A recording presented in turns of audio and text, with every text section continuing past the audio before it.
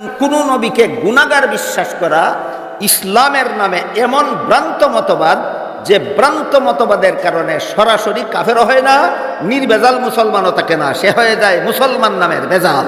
এই ধরনের ভ্রান্ত মতবাদ যাদের মধ্যে পাওয়া যায় তারা সরাসরি কাফেরও হয় না, নির্ভেজাল মুসলমানও থাকে না। আপনারা কি ভ্রান্ত মতবাদ পোষণ করে কাফির হতে চান, না মুসলমান নামের ভেজাল হতে চান? একটাও না। তাইলে এবার শুনুন, কেমন ভ্রান্ত মতবাদের কারণে মুসলমান কাফেরও হয় না, নির্ভেজাল মুসলমানও থাকে না? এই কোন প্রকার ভ্রান্ত মতবাদ এটা? সেটা হইল যে ভ্রান্ত মতবাদের কারণে সরাসরি কোরআন অমান্য হয় না, কিন্তু কোরআনের অপব্যাখ্যা অপদারিত হয় না। যে ভ্রান্ত মতবাদ পোষণ করতে হলে কোরআনের সঠিক ব্যাখ্যা গ্রহণ করা যায় না, অপব্যাখ্যা গ্রহণ করতে হয়। এমন একটা ভ্রান্ত মতবাদের উদাহরণ, নবীগণকে গুনাহগার মনে করে।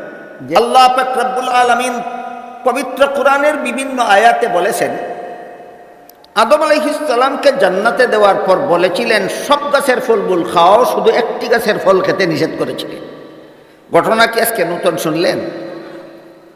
কিন্তু তখন আদম ইবলিসের দুকায় পড়ে নিষিদ্ধ গাছের ফল খেয়েছিলেন। শুনেননি কোনোদিন?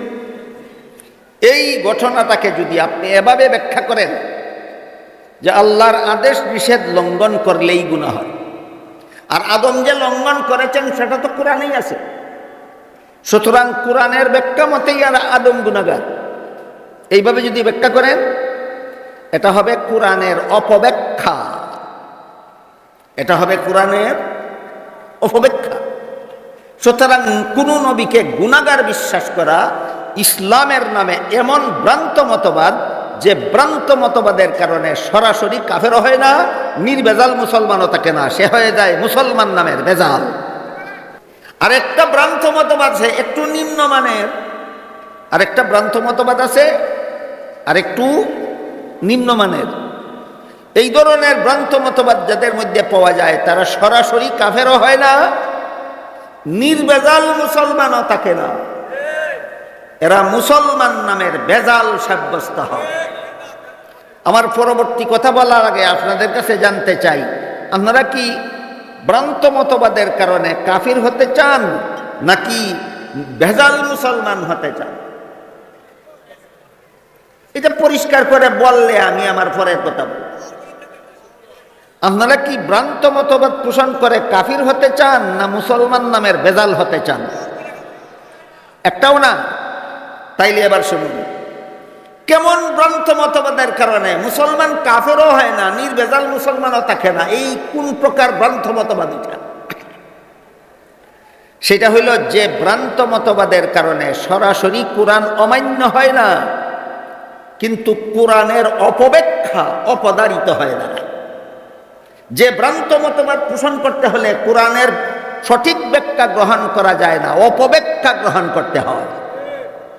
এমন অপব্যাখ্যামূলক মতবাদ, এমন ভ্রান্ত মতবাদ, যে ভ্রান্ত মতবাদের দ্বারা সরাসরি কাফেরও হয় না, নির্ভেজাল মুসলমানও থাকে না। এমন একটা ভ্রান্ত মতবাদের উদাহরণ, নবীগণকে গুনাহগার মনে করে। যে চা বানায় বলে দেন আর যেন চা না বানায়, কেফায়েতুল্লাহ থাকবে। এমন একটা ভ্রান্ত মতবাদের উদাহরণ দিল আল্লাহ পাক রব্বুল আলামিন পবিত্র কোরআনের বিভিন্ন আয়াতে বলেছেন, আদম আলাইহিস সালামকে জান্নাতে দেওয়ার পর বলেছিলেন সব গাছের ফলমূল খাও, শুধু একটি গাছের ফল খেতে নিষেধ করেছিলেন। ঘটনা কি আজকে নতুন শুনলেন? কিন্তু তখন আদম ইবলিসের দুকায় পড়ে নিষিদ্ধ গাছের ফল খেয়েছিলেন। শুনেননি কোনোদিন? এই ঘটনাটাকে যদি আপনি এভাবে ব্যাখ্যা করেন যে আল্লাহর আদেশ নিষেধ লঙ্ঘন করলেই গুনাহ হয়, আর আদম যে লঙ্ঘন করেছেন সেটা তো কোরআনেই আছে, সুতরাং কোরআনের ব্যাখ্যা মতেই আর আদম গুনাহগার, এইভাবে যদি ব্যাখ্যা করেন এটা হবে কোরআনের অপব্যাখ্যা, এটা হবে কোরআনের অপব্যাখ্যা। সুতরাং কোন নবীকে গুনাহগার বিশ্বাস করা ইসলামের নামে এমন ভ্রান্ত মতবাদ, যে ভ্রান্ত মতবাদের কারণে সরাসরি কাফের হয় না, নির্ভেজাল মুসলমানও থাকে না, সে হয়ে যায় মুসলমান নামের ভেজাল। কারণ জান্নাতে আদমের নিষিদ্ধ গাছের ফল খাওয়ার ঘটনাকে যদি আপনি এমনভাবে ব্যাখ্যা করেন যেভাবে ব্যাখ্যা করলে আদম গুনাহগার সাব্যস্ত হয়, আপনার ব্যাখ্যাটা কোরআনের আরেক আয়াতের পরিপন্থী হয়। এই জন্য ব্যাখ্যাটা অপব্যাখ্যা। কোন আয়াতের পরিপন্থী হয়? পবিত্র কোরআনের এক আয়াতে আল্লাহ বলে দিয়েছেন, লা ইয়ানালু আহদিজ জালিমিন, গুনাহগারদেরকে আমি নবী বানাই না, আর যাদেরকে নবী বানাই তারা কোনোদিন গুনাহ করে না। এক দুইজন নবীর বেলায় ব্যতিক্রম কথা না সার্বজনীন? সমস্ত নবীগণের বেলায় সার্বজনীন মূলনীতি ঘোষণা করে আল্লাহ বলেন, গুনাহগারদেরকে নবী বানাই না, যাদেরকে নবী বানাই তারা জীবনে কোনোদিন গুনাহ করে না। এবার যদি আপনি বলেন আদমের নিষিদ্ধ গাছের ফল খাওয়ার কারণে আদম গুনাহগার হলেন, এই ঘটনাটাকে আপনি অপব্যাখ্যা করেছেন। আপনার অপব্যাখ্যা কোরআনের আরেক আয়াতের সাথে সাংঘর্ষিক হয়ে দাঁড়ায়। এমন অপব্যাখ্যার মাধ্যমে কোরআন মানলে সরাসরি কোরআন অমান্য হয় না, কিন্তু কোরআনের অপব্যাখ্যার কারণে বেজাল মুসলমান সাব্যস্ত হয়, নির্বেজাল মুসলমান থাকে না। এখানে দুটি কথা জরুরি ভিত্তিতে আমাদের বোঝা দরকার। এক নম্বর, আদমের নিষিদ্ধ গাছের ফল খাওয়াকে আমরা তাহলে কোন ব্যাখ্যা মতে গ্রহণ করলে ব্যাখ্যাটা বিশুদ্ধ হবে? দুই নম্বর, এই ঘটনাকে কেন্দ্র করে আদমকে গুনাহগার সাব্যস্ত করার মতবাদ মুসলমান সমাজে আমদানি হলো কোথার থেকে? এটার একটা ইতিহাস আছে। নবীগণকে গুনাহগার মনে করার মতো ভ্রান্ত মতবাদ মুসলমানদের মধ্যে উদ্ভূত মতবাদ নয়, এটা খ্রিস্টানদের কাছ থেকে আমদানি করা মতবাদ। নবীগণকে গুনাহগার সাব্যস্ত করার মতবাদ মুসলমানদের উদ্ভূত না খ্রিস্টানদের কাছ থেকে আমদানিকৃত? এবার তার রেফারেন্সটা শুনুন। বাংলাদেশের স্বাধীনতা লগ্ন থেকে খ্রিস্টানদের একটা সংগঠন বাংলাদেশে খ্রিস্ট ধর্ম প্রচারের কাজ অবিরত করে যাচ্ছে। সংগঠনটার নাম খ্রিস্টান মিশনারি বাংলাদেশ। তারা বাংলা ভাষায় তাদের ধর্ম প্রচারের যত বই পুস্তক প্রকাশ করেছে, তার মধ্যে একটা বইয়ের নাম আছে খ্রিস্টানদের লিখিত বই, কিন্তু বইয়ের নাম কোরআনের আলোকে বেহেশতে যাওয়ার পথ। শব্দ দুইটা দেখলে কোনো মুসলমান কল্পনাও করতে পারবে না যে এটা খ্রিস্টানদের লেখা বই। চালাকি করে নাম কোরআন শব্দ ব্যবহার করেছে, বেহেশ শব্দ ব্যবহার করেছে আপনাদেরকে ধোঁকা দেওয়ার জন্য, আপনারা যেন চিনতে না পারেন যে এটা খ্রিস্টানদের লেখা বই। খ্রিস্টানদের লিখিত সেই বই কোরআনের আলোকে বেহেশতে যাওয়ার পথ, এই বইয়ে তারা লিখেছে প্রথম নবী আদম প্রথম গুনাহগার।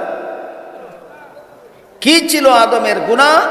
জান্নাতে নিষিদ্ধ গাছের ফল খাওয়া ছিল আদমের গুনাহ।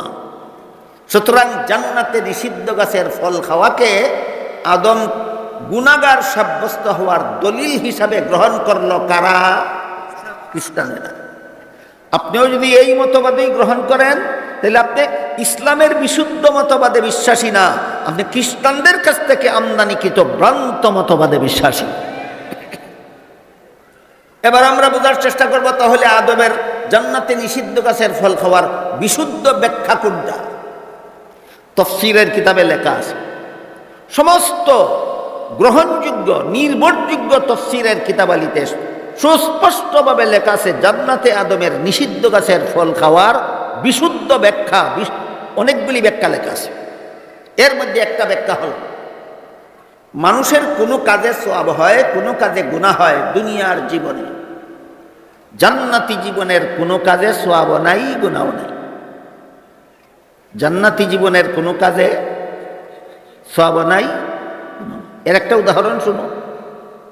দুনিয়ার জীবনে যদি কোনো ব্যক্তি 4টা বউ তার ঘরে থাকা অবস্থায় 5 নম্বর বিয়ে করে,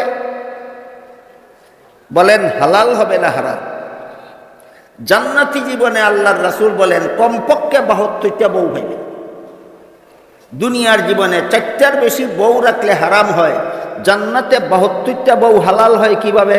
একমাত্র জবাব, দুনিয়া সওয়াব গুনার সম্পর্ক দুনিয়ার কাজের সাথে, জান্নাতি জীবনের কাজে কোনো সওয়াব নাই, গুনাহ নেই। এবার বলুন, আদম নিষিদ্ধ গাছের ফল খেয়েছিলেন কোন জীবনে? এর সাথে সওয়াবেরও কোনো সম্পর্ক নাই, গুনারও কোনো সম্পর্ক। জান্নাতি জীবনে 72টা বউ রাখলে যেমন কোনো গুনাহ নাই, জান্নাতি জীবনে নিষিদ্ধ গাছের ফল খাওয়াতেও কোনো গুনাহ নাই। এই ব্যাখ্যাটা আল্লাহর মূলনীতির সাথে সাংঘর্ষিক হয় না, সামঞ্জস্যশীল হয়। তাই এটা বিশুদ্ধ ব্যাখ্যা। এই বিশুদ্ধ মতবাদ মুসলমানদের গ্রহণ করতে হবে। পিওর মুসলমান হওয়ার জন্য ভ্রান্ত ব্যাখ্যা গ্রহণ করে কোনো মুসলমান বিশুদ্ধ মুসলমান হতে পারে না।